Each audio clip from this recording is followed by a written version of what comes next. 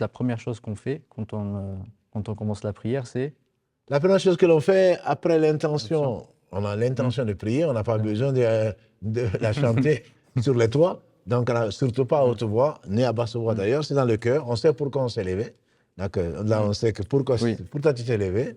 Et la première chose que tu fais, c'est takbirat al-ihram. C'est le premier takbir. Takbirat al-ihram, c'est donc la sacralisation. Sacralisation. Du coup, Allahu Akbar. Je sais qu'il y a, grosso modo, en tout cas, il y a deux façons de le faire, c'est ça? Et si tu veux nous montrer les deux façons. En tout cas, il y a lever la main. C'est au niveau des épaules. Au niveau des épaules. Absolument. Ça, c'est une façon de faire qui est légiférée. Exactement. Qu'a fait le prophète. La deuxième façon de faire, c'est à côté des. Pardon. Vas-y. À côté des oreilles. À côté des oreilles. Comme ça. Comme ça, à côté des oreilles, mais pas. Pas touché. Certains font comme ça. Voilà une erreur classique où les gens, on a l'impression qu'ils ouvrent bien les oreilles comme voilà, ça. pour bien entendre. Non, c'est au niveau des oreilles, les mains ouvertes, donc en face, pas forcément serrées, mais naturellement. Soit au niveau des oreilles, soit au niveau des épaules. Au niveau des épaules. Allahu Akbar. Ça, c'est une obligation. Le Allahu Akbar, le premier takbir est une obligation sans laquelle c'est toute la prière, pas seulement la raka, toute la prière est nulle. Du coup, on fait soit à côté des oreilles, comme on a dit. Il y a certains moi j'ai déjà vu qui font même comme ça. Absolument. Du coup, Allahu Akbar. Sinon, Allahu Akbar. Tout à fait. À quel moment on dit Allahu Akbar?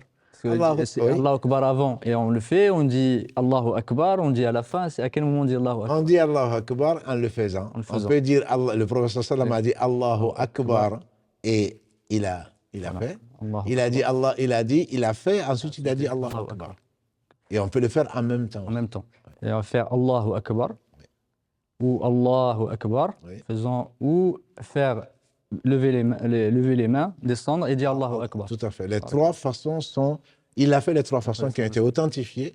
Donc nous, souvent, on le fait en même temps, Allahu Akbar. Mais si on a baissé, on a dit Allahu Akbar, le takbir al-ihram est quand même valable.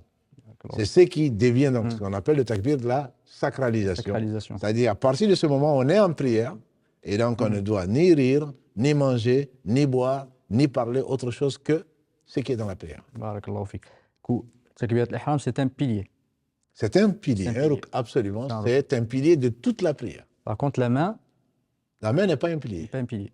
C'est une obligation. C'est une obligation de lever la main. Le prophète l'a toujours fait. Voilà. Et si quelqu'un, par exemple, il vient, il dit Allahu Akbar sans lever les mains. Si il n'a pas fait exprès, sa prière reste valable. Parce qu'il a dit, c'est le takbirat al-ihram qui est un rukn, qui est un pilier. D'accord. Allahu Akbar. Et ensuite? Alors, Allahu Akbar. Ensuite, il y a une école qui laisse les bras, et on le trouve souvent en Afrique, noir, et par contre, voilà, jusqu'à ce qu'on arrive au rukû, là, on est en train de s'amuser. Parce que si le petit-fils est derrière, il va penser qu'on n'est pas en prière. Or, quand on pense qu'on n'est pas en prière, on n'est pas en prière. Donc, quand on dit Allahu Akbar, et on voit les bras en train de... Non, là, ce n'est pas de la prière. Donc, soit Allahu Akbar, c'est une version qui n'est pas la majoritaire. Ce qui a été rapporté de façon authentique, c'est Allahu Akbar et de mettre la droite sur la gauche. Et là aussi, il y a 5 façons de faire. La droite sur la gauche, c'est... Tu nous montres comment il faut le faire. Soit on met la main sur la droite... la droite sur la gauche. Donc là, c'est les deux mains, comme tu l'as fait, que l'on le voit bien. C'est les deux mains, la main droite sur la main gauche. Absolument, c'est une façon de faire. Ensuite, effectivement, le fait de mettre un peu plus, donc de mettre la main droite sur l'avant-bras gauche, voilà. Ça c'est possible. Voilà. Oui.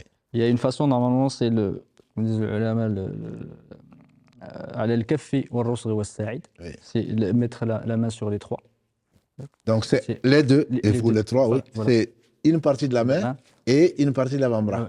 Exactement. Ça, c'est ce qu'ils appellent le kaf, ça c'est la main. Ouais, ça c'est la main. Rosr, c'est ici. Le poignet. Le poignet, ça c'est... De toute façon, il y a 3 parties en fait dans le poignet. Ça s'appelle le cou', Ça, c'est le kursu et ça, c'est le rusa. Le kursu, c'est cette partie-là. Oui. Et ensuite, sa'id, c'est l'avant-bras. C'est l'avant-bras. Absolument.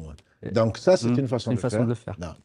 Et ensuite, c'est. Et l'autre façon de faire, c'est ça. C'est de tenir avec le pouce et le majeur. C'est de tenir le poignet. C'est ça, le poignet.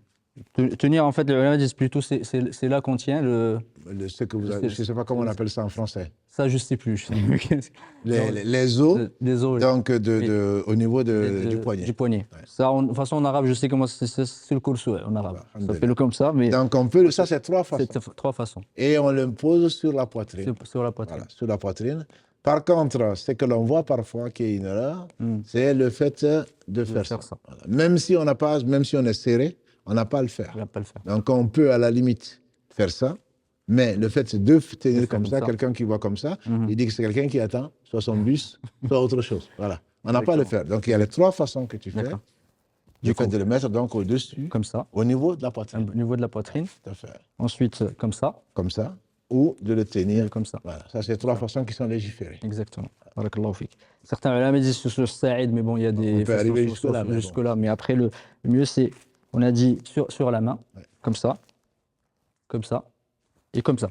Et le prophète sallam a dit, nous les prophètes, c'est un hadith qui est authentique, qu'Allah les bénisse tous, nous les prophètes, on nous a ordonné de rompre le jeûne tôt, de retarder le suhour, le début, comme le ramadan c'est bientôt, de retarder au maximum donc le déjeuner et de mettre la droite sur la gauche dans la prière. Exactement. Et également, alayhi salatu wassalam, il a vu quelqu'un qui priait comme ça. Oui, alors qu'il était, la gauche était sur la droite. En passant, alors qu'il priait, il a changé, il a mis sa droite sur sa gauche. Ça sont des choses qui sont authentiques, qui ont été révélées. Barakallahu fik. Du coup, ce qu'on dit, c'est que faire comme ça, comme certaines font, j'ai déjà vu des gens faire comme ça. Alhamdulillah, il y a des fois, et du coup, il faut faire attention, effectivement, de bien le faire comme comme tu l'as dit, c'est important. Sallu comme ra'aytumuni usalli, comme dit le prophète, priez comme vous m'avez vu prier. Du coup, c'est important de ne pas inventer des choses. Il ne faut pas inventer, ce sont des choses qui, passons pour l'acceptation des œuvres, il faut le rappeler, c'est l'intention, certes, et derrière laquelle on se cache, mais c'est effectivement le fait de suivre le prophète.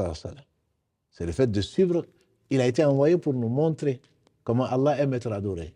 On n'adore pas Allah comme on veut. On adore Allah comme Allah aime être adoré. Et c'est ce que les prophètes nous ont amené, notamment le meilleur d'entre eux, Muhammad sallallahu alayhi wa sallam. On rapporte de Ali, et aussi c'est un avis chez les Hanbalites, c'est de le mettre en dessous du nombril. Ouais. Est-ce que c'est quelque chose qu'est-ce que tu... Les Hanbalites le font. On dirait que c'est de la diversité. Oui. On dirait que comme ce n'est pas une obligation, et donc c'est une obligation, ce n'est pas un pilier, la prière reste valable. Les Hanbalites, ils font ça. Oui. Ils le font dessous. Les avis sont discutables, mais le mieux, c'est vraiment de faire ça. Mais si on voit quelqu'un en train de prier comme ça, qu'on ne dise pas que sa prière n'est pas valable. Surtout pas, parce que souvent, nous, on entend, on est binaire. C'est halal, c'est haram. Voilà. Totalement. Donc, ce n'est pas parce que nous, on prie comme ça qu'on doit dire quelqu'un qui fait ça, et sa prière n'est pas valable. Non. Effectivement, c'est l'avis d'Ali, c'est l'avis des Hanbalites, effectivement, qui est des Hanafites plutôt, qui font ça. Eux, ils montent donc sous le nombril, ou au niveau du nombril. Barakallahu fik. Du coup, si je reprends bien, Allahu Akbar, mets la main droite sur la main gauche. Yeah. Et là, on commence le deuxième pilier. Enfin, pardon, avant le deuxième pilier, il y a la sunna. Avant, il y a les sunna qu'on a parlé, donc qui viennent enjoliver. Avant de parler à Allah, on le loue.